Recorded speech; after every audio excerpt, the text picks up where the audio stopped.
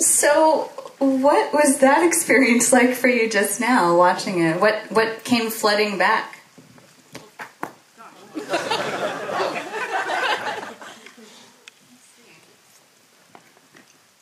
Catherine Parker's got this.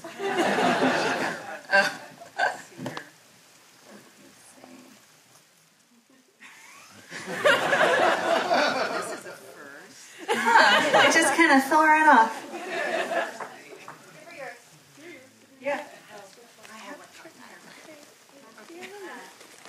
We can pass it back and forth. You know, first of all, I want to thank the archive for running all the credits, because I'll tell you, if you make a movie like that, it means so much to see everyone's name. Get such a great crew, like Florian Dahl, Michael's son was first assistant cameraman, all that, you know, all that stuff that when you watch the movie, you're also remembering the whole experience. So, okay, then remembering that brought back memories of filming it, obviously, and familiar names and people you worked with, but watching yourself on screen, I heard a couple of laughs in the audience from your direction. Yeah. Well, I think it's great fun to see it again. You know, it's a wonderful movie, and Melanie, I think, is so touching, and it's a great love story. But I love all the women in it. Are just, it's populated with such fantastic women characters, and Joni's so absolutely marvelous in it, and just. I don't know, I'm so glad I actually haven't seen it for a while, so I can sort of see it anew and appreciate it, because there was a lot that I'd forgotten that we did, you know. Oh, it was like scenes that you forgot about? Yes, just the whole story, you know, I'd forgotten a lot of the, I'd forgotten that Joni's character got married and all of that scene and stuff like that, so it was really fun.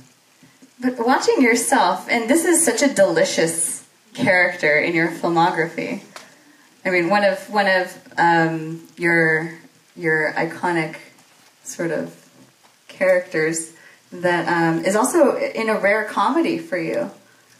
I know. I wanted to do mostly comedy, and I ended up not doing as much as I would have liked. It's actually harder to find good comedy in the film world than it is in the theater world, and I'm very happy that Mike, I'd worked with Mike before, and he, you know, he knew I'd love to do this, and so, you know, not many people would have thought me for this, and you know, once you did Ripley, it was sort of like very serious, so I had to kind of keep proving myself that I could do comedy, even though that was basically how I started out.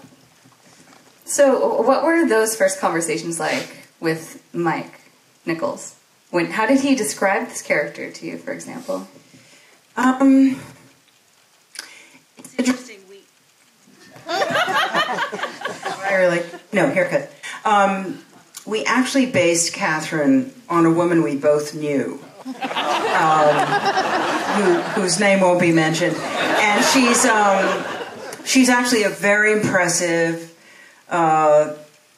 woman that we both liked, but if you put her in a certain situation and push it, she turns into Catherine Parker, and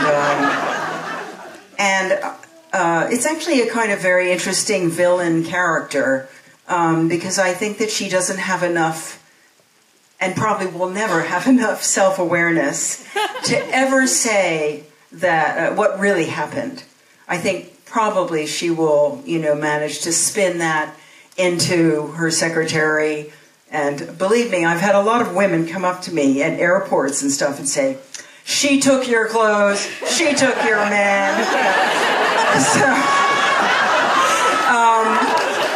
but I think she probably spins this into some other job and never looks back, you know, finds another Jack, you know, whatever.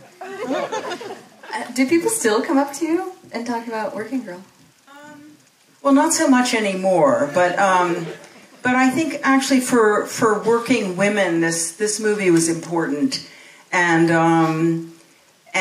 loved and was a great encouragement to women. And so I think that it doesn't happen as much, but it used to happen quite a lot. So Working Girl has a special place in my heart and my life because my mother was an executive assistant her entire career to a bank president, and her morning routine was exactly what I see in this movie. So I grew up knowing that. I grew up visiting her offices and seeing all the women that she worked with, and a bunch of she and her coworkers at the time in 1988 went to see this movie together. And it became just a special movie for them because I feel like they felt seen. They felt like their world had been acknowledged. And we sort of mentioned earlier how timely this series is, that this program is part of, depicting the working lives of women on screen in the 20th century in America. And it really is kind of a rare depiction of that life. I think that's so true, and I think one of the things that really comes across is the sisterhood of these women. It's so powerful, and how they take care of each other, they feel for each other, they root for each other, and I found it one of the most moving things. So I'm glad your mother, was, I don't know, that it meant something to her, and that's really cool. She drank her coffee every day out of a Working Girl mug. No kidding. She got it free at that screening, so thank you. I remember those mugs. We got scarves, too. So at the time, this was also a really tremendous year for you, 1988. You came off of Gorillas in the Mist, and you did this. How do you look back now on that time in your life and sort of the projects that were speaking to you, the decisions that you made? Well, it was an amazing experience to be in Africa for those many months, and I think it was one of those great things that can happen in the business is to be able to go from a character like Diane Fossey in this very powerful drama about something that meant so much, to go to this delightful Mike Nichols comedy, and it was, it was fascinating and also such a great opportunity. I should tell you that one of the great things about working on Working Girl was to work with Anne Roth, who did the costumes not only for this, but also for 9 to 5. And one of the things we did in rehearsal, because Mike liked to rehearse, we had about at least 2 or 3 weeks of rehearsal. And the first day, I think we all watched Pygmalion, the English movie, not the musical, just the straight-ahead black and white movie. And basically, a lot of the rehearsal was spent trying to, I think for Mike and Anne especially, and Melody, to figure out how she should begin, what she should look like, what the hair should be, the clothes and everything else, and then who she should turn into. And it was fascinating for all of us, because we were all there all the time, to sort of see them create that arc. It's all about character for Mike, and that's why, we all love to work with Anne Roth. She just did Meryl's costumes in the Post. She's all about character, and she really goes for it, and it's one of the great things. She always worked with Mike, and so I just wanted to throw that in because I think it's something that probably a lot of people would never know. Well, I'm glad you brought up the terrific costuming, because it is one of the really fun elements to soak in. And in addition to the hair, can we talk about hair? Is awesome. The hair. Hair is a whole character in itself. It really is. What did you have in mind when you spoke with Anne about the look of Catherine? Gosh, I didn't really have an idea for Catherine. I knew she should look very, I don't know, just very kind of impeccable. And I think actually that even though it's the 80s, the costumes that Anne chose for Catherine and then Tess work very well, because they have a kind of, I don't know, they're not these sort of big shoulder. They have big shoulders, but they're all very sort of demure in a kind of way, with, you know, these very simple necklines and everything, and very subdued colors. It was really fun to watch how they play with the whole business suit idea that women used to feel they had to dress like that, with the little bows and all that stuff. I'm glad we don't do that anymore. But anyway, it was a big part of this movie to really be able to bring that to the screen. And I don't know how they worked on Joni's stuff, but you know, they really went for it. It was awesome. Oh, her eyeshadows? I was just about to say, her eyeshadow. It's like a peacock. But the costume is a really interesting way to chart the progression of Tess and Catherine's relationship. You see Tess starting to mirror Catherine before she's even borrowing her clothes. And there's one of my favorite scenes is the one that you two share where Catherine is trying on her ski boots. Yes. She buckles on for me. Yeah. Yes, I love that scene because Mike had to teach me how to speak German to get my reservation from Helmut. And he was from Germany, and he spoke beautiful German, and so he worked on it with me, and he gave me a tape to take home, and I studied it until I could sound like him, and then we did the scene.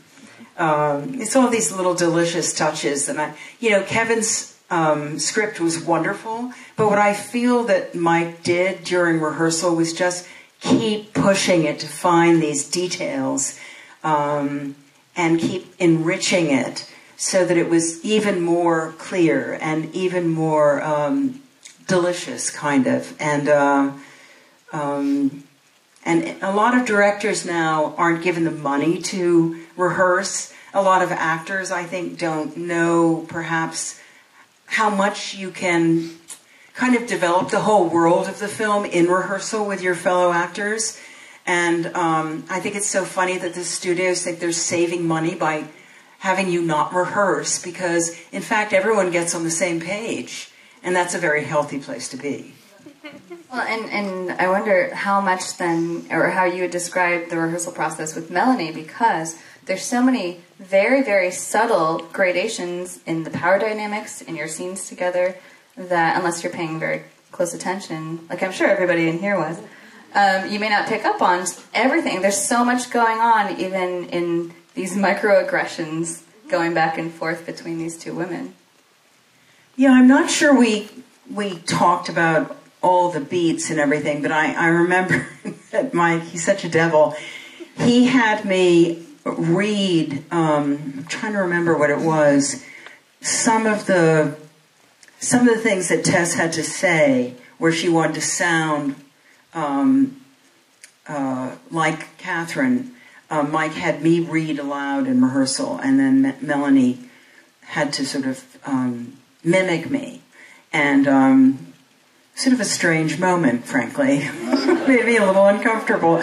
But you didn't say no to Mike. You didn't go, no, that's embarrassing, I'm not going to do that. But I thought that it was, he was very thorough in that way. And, I think Catherine has this kind of very polite, sort of, kind of voice that sort of smooths everything over, and just she knows how to just sort of talk over someone and talk through someone and get what she wants.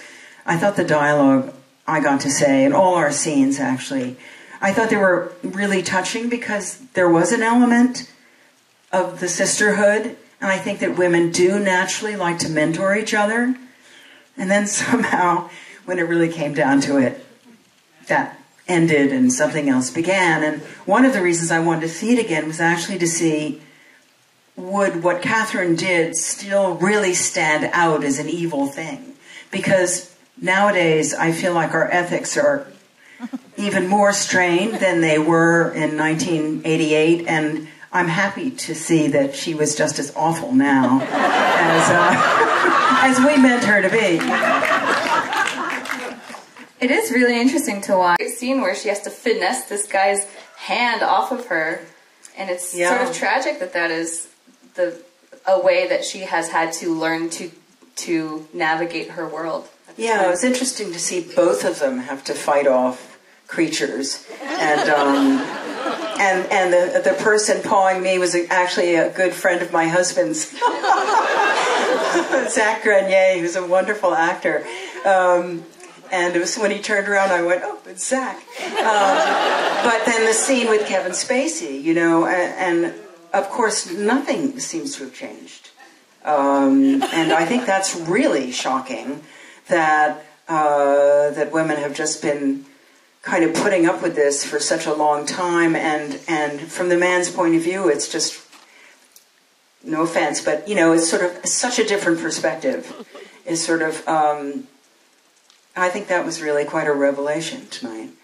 It's nice to see that was an important thing to give both Catherine and Tess's stories at this time, Yeah, I think that's absolutely true. And then for a moment you think they really will be sisters in this, because they've both been through similar experiences, no doubt, and have much more in common than one thinks. And then, of course, the trajectory takes us in another direction. Do you think Catherine Parker would say that she's a feminist? Oh, I think so. I think absolutely. And I think she would mean it. I think that she just also...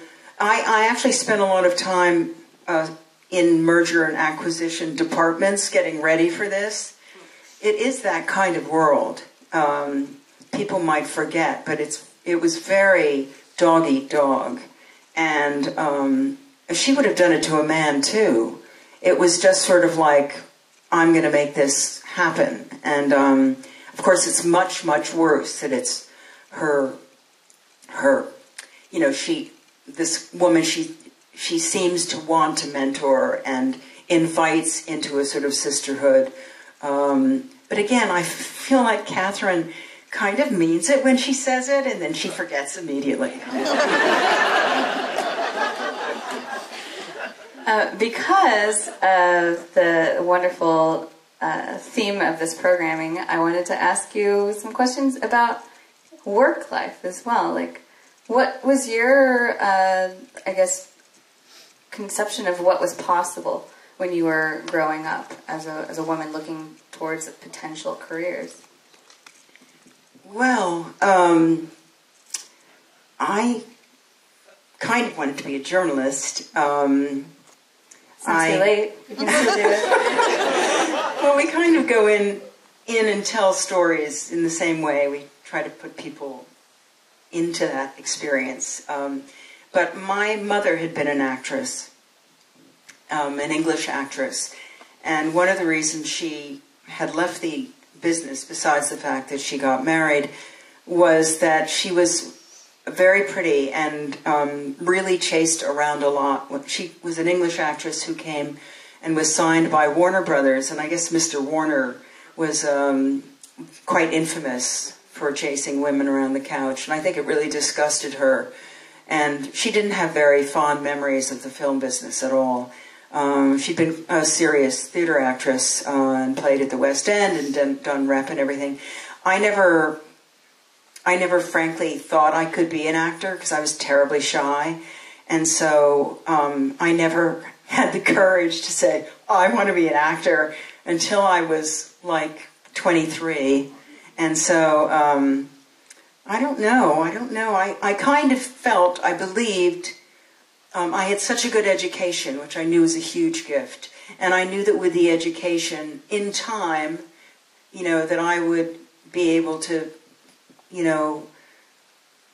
I knew that I could try to do things, but I don't think I had Catherine's natural confidence in any way. And nobody said, "Who makes it happen, Sigourney?" No, nobody ever said that to me.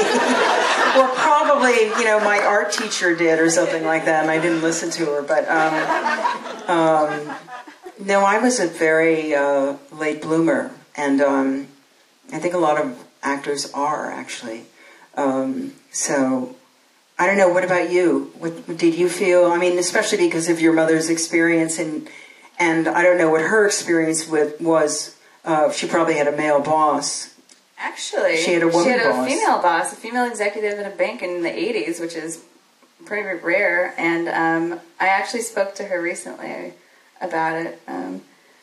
And she told me that her boss was a lot like Catherine Parker. But like without all the bad stuff.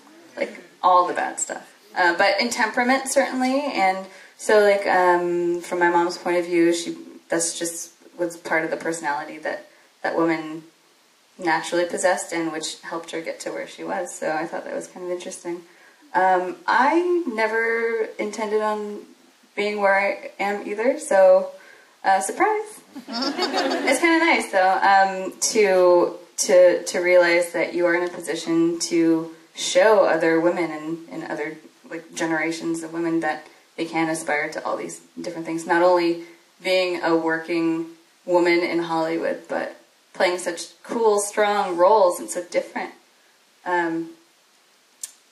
Yeah, I mean that when you look at your career, all of the women that you have played with such a range of strong and interesting characters.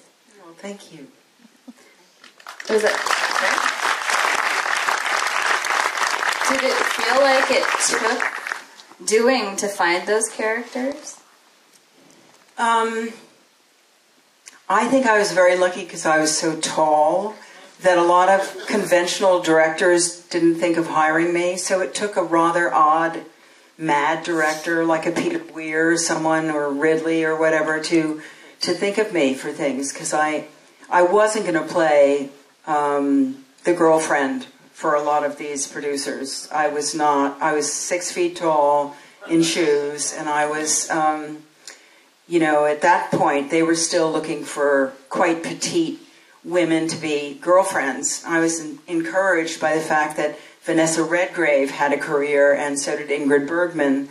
And they were, you know, Vanessa's quite tall, and Miss Bergman was the first person I ever worked with when I had my first job in the theater, and she was 5'9½", and she used to make me stand with my back to her so that she could say to everyone, "See how much taller Sigourney is than I am." Because she didn't want to be tall, but she was. But no, I've been very lucky, and I'm playing a part now with Jim Cameron that no one else in the world would ever have thought of me for, and it's very amazing and shocking and satisfying for me to find myself engaged in these Avatar movies, which we're doing now, Avatar 2 and 3, and they're very exciting. It's wonderful to see a comedy love story like this, so absolutely far away from what I'm doing these days.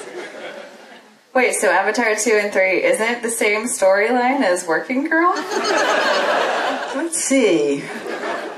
Thank you, by the way. Sigourney is joining us during a break in filming, or your work day, your work week, right? Right. He's editing today, so. That's all we'll say about that, I guess, unless you want to say more. I was very curious to know, not what your first acting job was, but if you had other jobs before acting.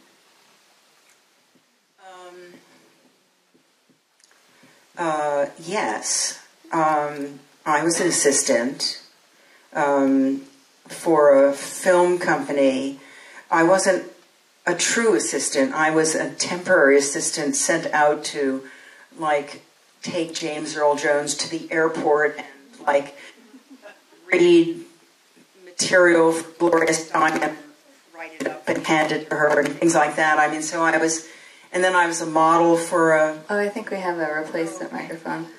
I didn't mean to break it.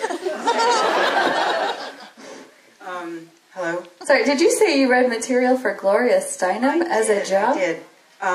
Yes. Is this working? Yeah. Okay, good. Yes, just a couple of times. And I was sort of shoved it at her and ran. I was afraid she'd look through it and go, well, I don't agree with any of this.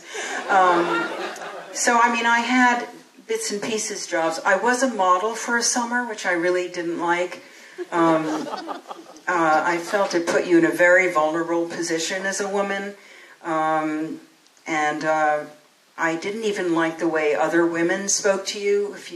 The women who send you out, they'd say things to really beautiful girls who were really professional models, like, you look like shit today, and things like that. And one of the things that I think is very interesting about this movie is, as I was coming up, we all talked about having more women in any business, in all businesses. And it was very exciting to talk about that. And then someone would always say, yes, but, you know, when you put a woman in charge, who's to say that she won't turn into, you know, just like a guy and not treat other women fairly. And I think one of the things that's so moving about this year is to show the great passion women have for each other's situations and for what we hope to bring the world in the future, working with men around the world, you know, to make life better for everyone. And I feel like we've somehow not. It really took Me Too to sort of ignite this amongst us all, and I think amongst a lot of men too. And it's been such a long time coming, but I really feel like it's made a profound difference. I feel it every day at work. I was going to ask, how do you feel that? Like, how does the impact of Me Too movement manifest itself? I think we've just said enough. And I think that, you know, one shared story after another, you can't help thinking about your mother, your own experiences, your friends' experiences. And, you know, when I was coming up, if something happened, you might tell your friends, or you might tell your agent, or you might, if it was very serious, try to talk to your union. But I don't think anything would happen. It would just be sort of amongst your community, and it would be like, well, you got to watch out for that guy. And there would be no real hope that that the guy would change, and that there would be enough pressure to change the behavior and make you safe. That just simply wasn't something that I ever really imagined would happen. And I actually think that enough men and women want it to happen, that it will be happening now. I'm just astonished by it, and I'm so grateful to all these women for speaking up, because I feel between that and this transparency of our world that it's going to be different. And I'm very, very encouraged by that.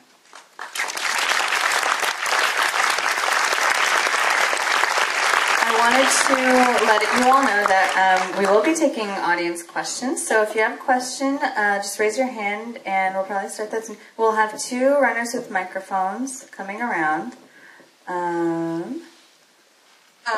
Well, I'm not sure quite what you're referring to. When we were cast, I was playing Ripley, and Veronica was playing her part. And I don't know if indeed she did think she was playing Ripley. I don't know what they said to her originally, but I think that we always had the parts we had. They didn't change once we arrived. When I was cast as Ripley. Let's take one right up on the right side.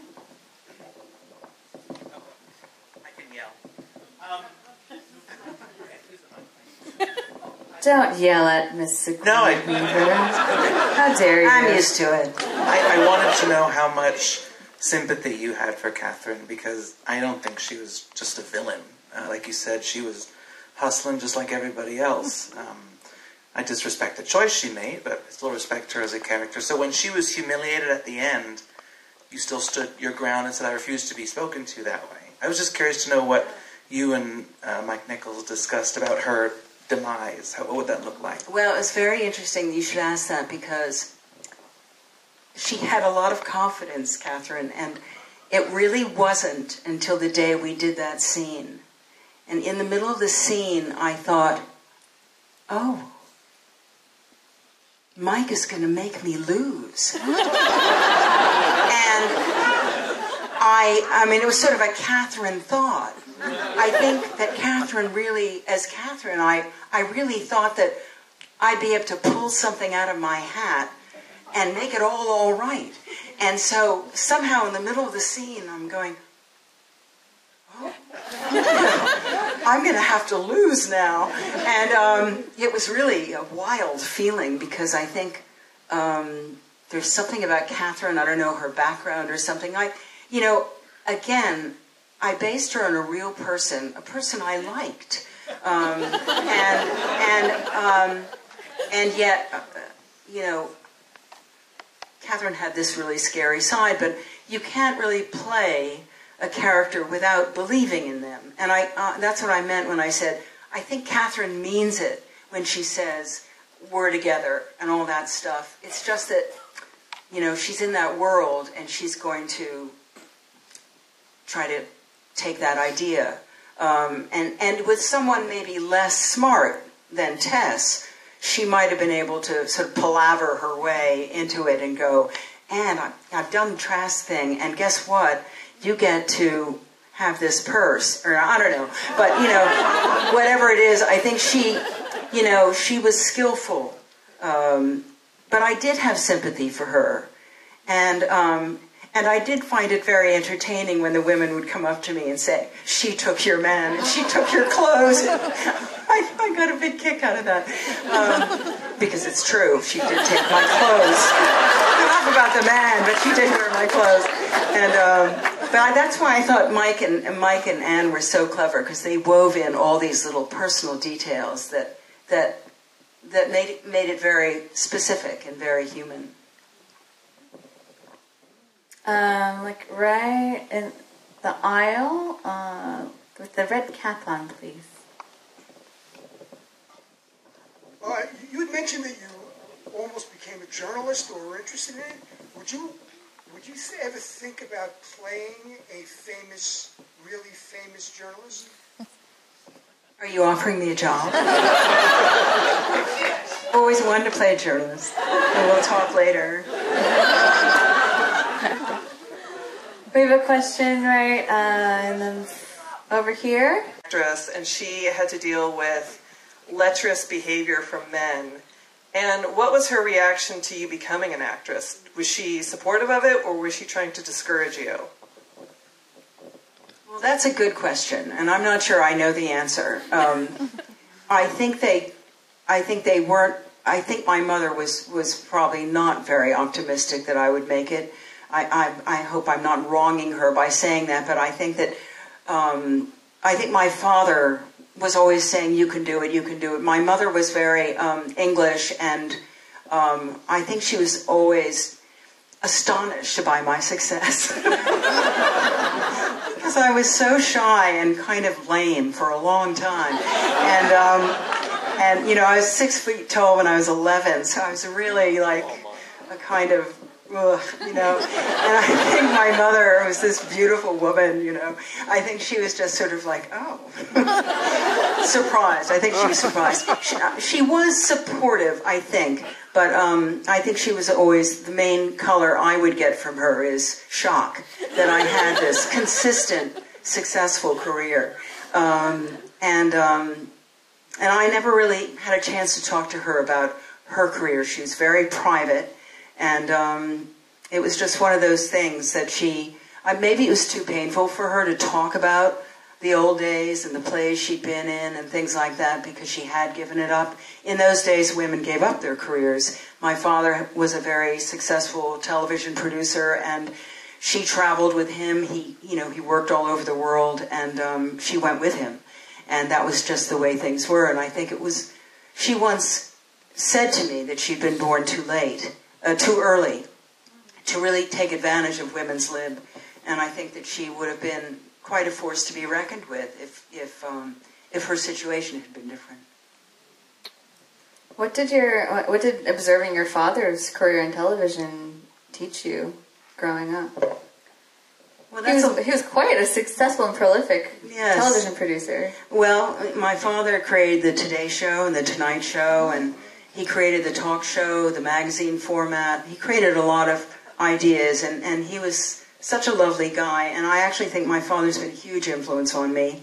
And one of the things I remember very early on, I think one of these early jobs you have where you're like an extra, and I was on some soap opera as a nurse running from one corridor to the next, and people were sort of, I don't know, losing their tempers around me and everything. And I just remember my father was always a gentleman, and he never lost his cool. He might have, been made a forceful argument, but he always felt that,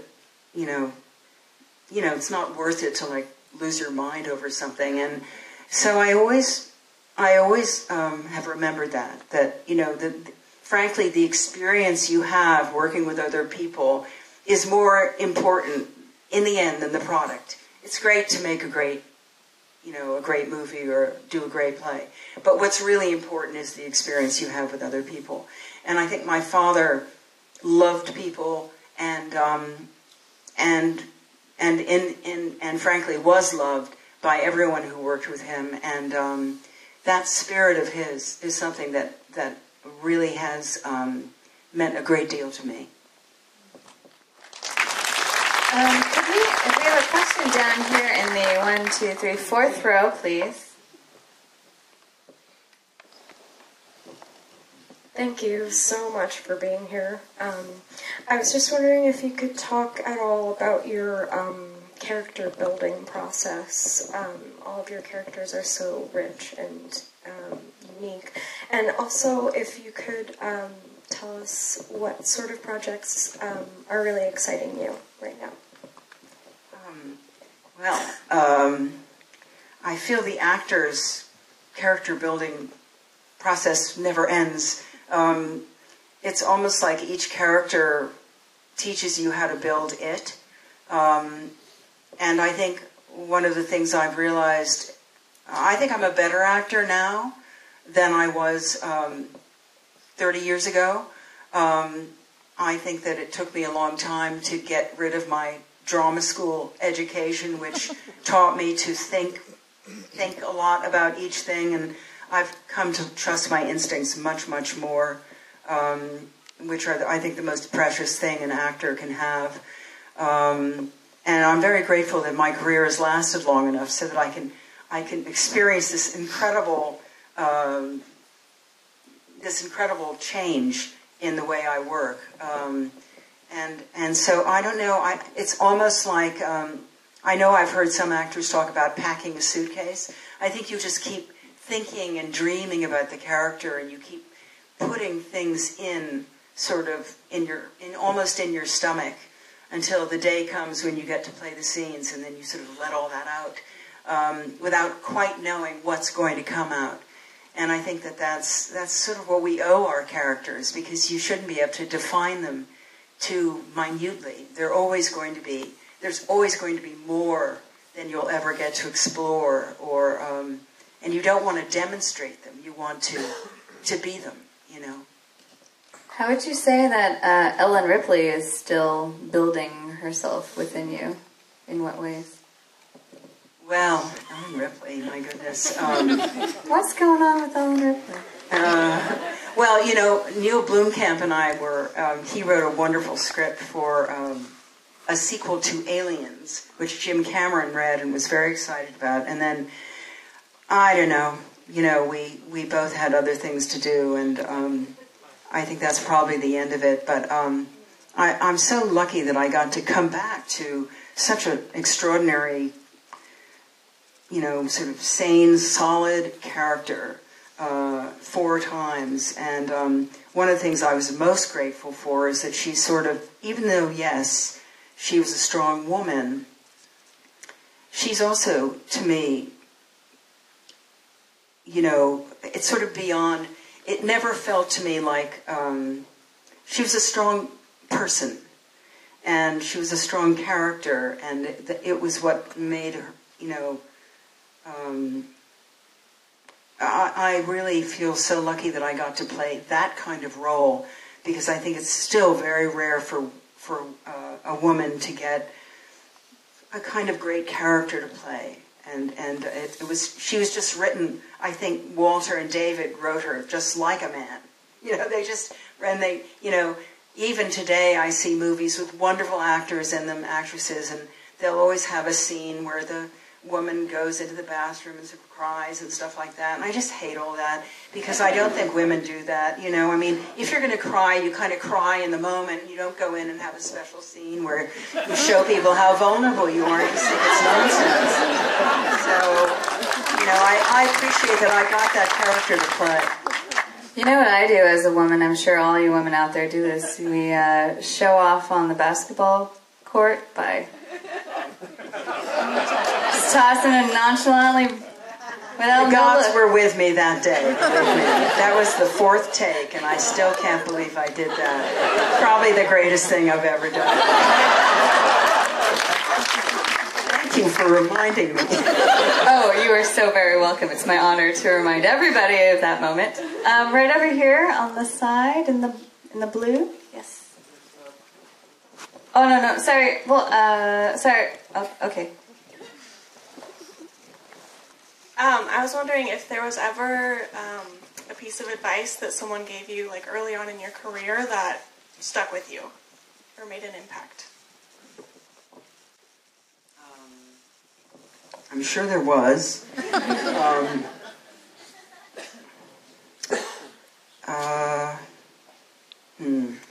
Can't think of anything right now. I'm sorry. But I know what I tell people who come up to me, young people who want to be in the theater.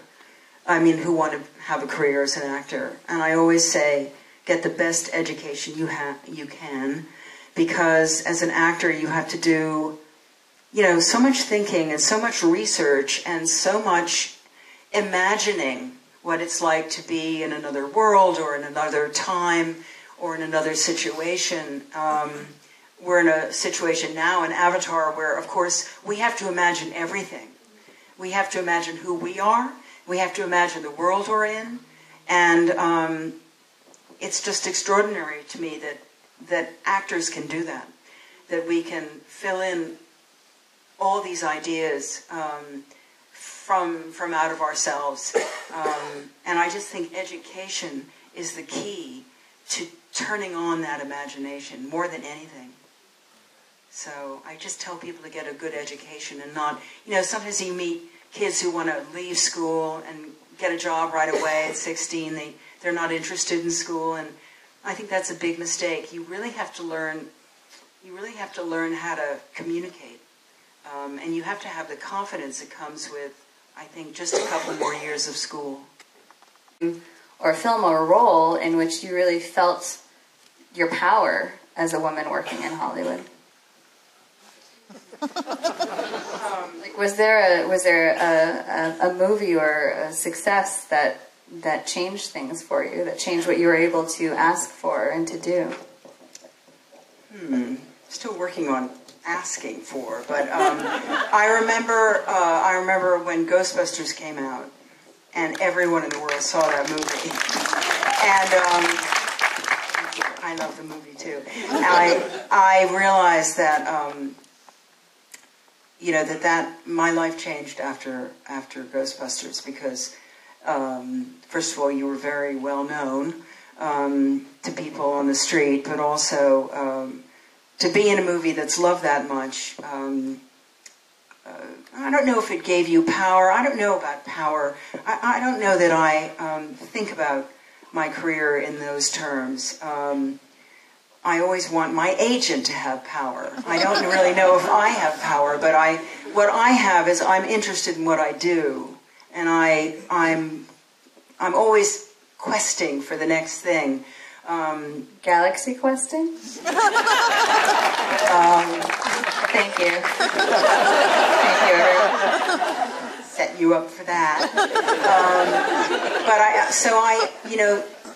I know that as a woman in Hollywood, it's hard for me to even say a woman in Hollywood because I'm from New York, but I know that we're women in Hollywood as far as the world is concerned, and I'm very excited that we'll actually hopefully be able to work together to make everyone's position equal and strong. And I've always been frustrated because we don't all know each other. Not all actresses know each other. It may look like we know each other at the awards things, but in fact, you're often the only woman in the movie sometimes. So it's really exciting to work with other women. And even if we can't work with other women in all these projects you're doing, you at least will be able to reach out and support each other to get equality. And it was funny because the first thing, and of course he deserves it, he was a huge star, but to see Working Girl and it says starring Harrison Ford, I thought, well, that's the way things are, you know? And I think they're still like that. And so I think we have a long way to go, and the only way we can get there is by working together. I hope we will be able to create some sort of database so you can all, you know, like write in and say what your salary is, and maybe that will help the next actor. I think that it's, you know, so hard to talk about money with each other. It's just still, I think, a big taboo. I would never dream of asking someone what they were getting. At the same time, we've got to move ahead. We've got to know these things so that we can, you know, fight for each other. And it will make the business better. It's not good for the world that women are paid so much less. It really makes the world not work well. And it sends such a terrible message. And I really think that it's you know, thank goodness, time's up and it will end. So. And our last question right here. I'm going to hurry. First, I noticed tonight for the first time that Harrison Ford never noticed that Melanie Griffith was wearing your clothes. He's been dating her. He didn't even notice. That is a very good point that I also haven't thought of. Secondly, for those of you who have not seen the film Map of the World, you were unbelievable in that movie, and you should have gotten so much credit for that. It was a fantastic movie. Thank you. That movie meant a lot to me, so that really, thank you very much for that. Now, I'm going to ask you something very unusual. I thought it was incredible in 8 days a week when you told about going to see the Beatles. How did Ron Howard find this out? And can you tell us a little more about that? Because I love that part of the movie. Well, it was actually a very strange story because I was sitting at the computer in my office at home, and I got this email from the Hollywood Bowl through my agent, and it said, "Dear Miss Weaver, we are about to celebrate our, 100th anniversary or 75th anniversary or something.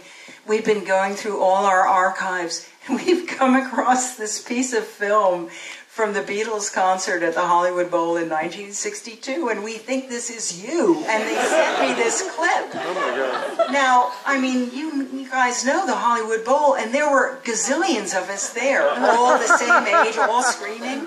And I was way in the back because I got my ticket late, and I went by myself, and I didn't know anyone.